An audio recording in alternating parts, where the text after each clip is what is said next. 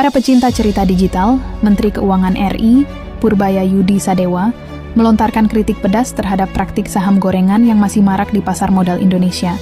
Dalam media gathering APBN 2026 di Bogor, Jawa Barat, Purbaya mendesak agar para pelaku manipulasi harga saham tersebut dikenai sanksi tegas, bahkan dipenjara.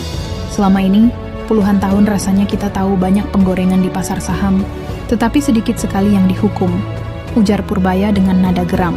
Ia menilai, fenomena saham gorengan dapat merusak kepercayaan investor, terutama generasi muda, dan menghambat perkembangan pasar modal yang sehat dan transparan.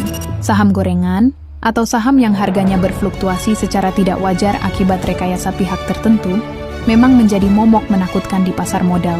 Praktik ini seringkali menjebak investor retail yang kurang berpengalaman, dan hanya ingin mencari keuntungan cepat. Akibatnya, mereka bisa kehilangan seluruh modalnya dalam waktu singkat. Purbaya menegaskan bahwa praktik manipulasi harga saham harus ditindak secara konsisten. Ia berharap, dalam setahun ke depan, akan banyak penggoreng saham yang dijatuhi hukuman oleh Bursa Efek Indonesia, BEI, maupun Otoritas Jasa Keuangan, OJK. Kalau program bersih-bersih dijalankan, pelaku harus masuk penjara, tegasnya. Namun membuktikan praktik goreng saham bukanlah perkara mudah.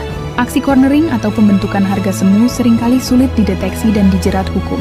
Para pelaku biasanya menggunakan berbagai cara licik untuk memanipulasi harga saham, mulai dari marking the close, painting the tape, pooling trading, hingga wash selling.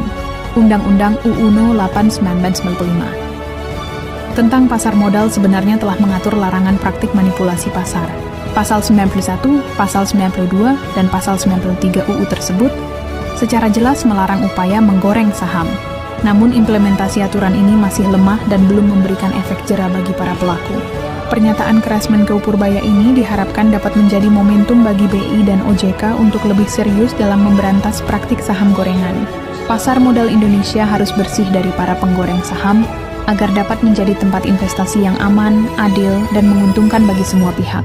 Jika tidak, pasar modal hanya akan menjadi dapur bagi para penggoreng saham untuk mengeruk keuntungan pribadi dengan mengorbankan kepentingan investor retail. Dan hal ini tentu saja akan merusak citra pasar modal Indonesia di mata investor asing.